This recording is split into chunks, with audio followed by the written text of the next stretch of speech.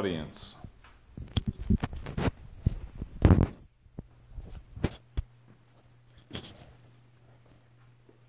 Ready?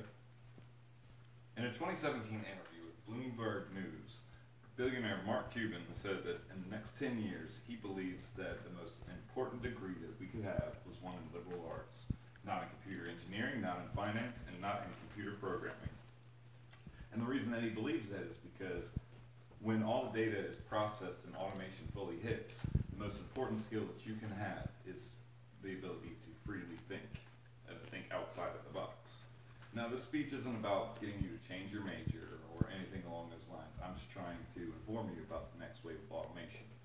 As an information technology student for the past 2 years and with 2 internships on computer programming under my belt, I spent the vast majority of that time learning about automation. And I must tell you that automation is happening much quicker and it's going to have a much more drastic effect than you know about. In this speech, I will be teaching you about how automation is changing society, where our current attitudes towards automation must change, and things that we can do to help to protect ourselves from the negative impacts of automation.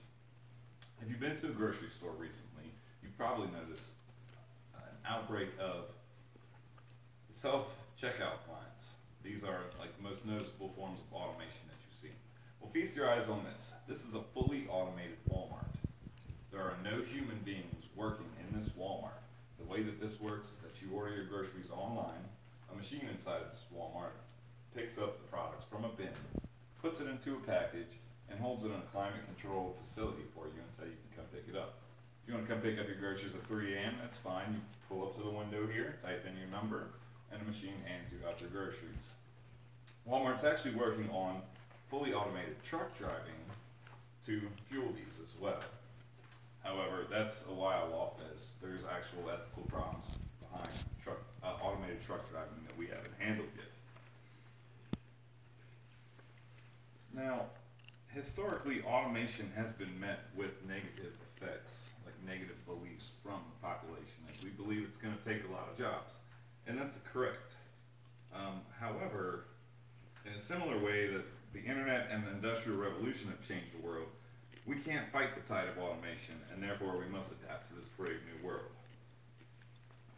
An area in which Americans have more worry than optimism are in sections that a future where robots and computers can do many human jobs. And the effect that that's going to have on the workforce. We've already seen the effect on the manufacturing sector, but the next wave of automation is going to hit hardest the trucking industry, clerical work, food service, and retail the hardest. Next time you order a package from Amazon, I want you to ask yourselves, is this something that I can get from a local business? And if it is, I implore you to go and support those local businesses.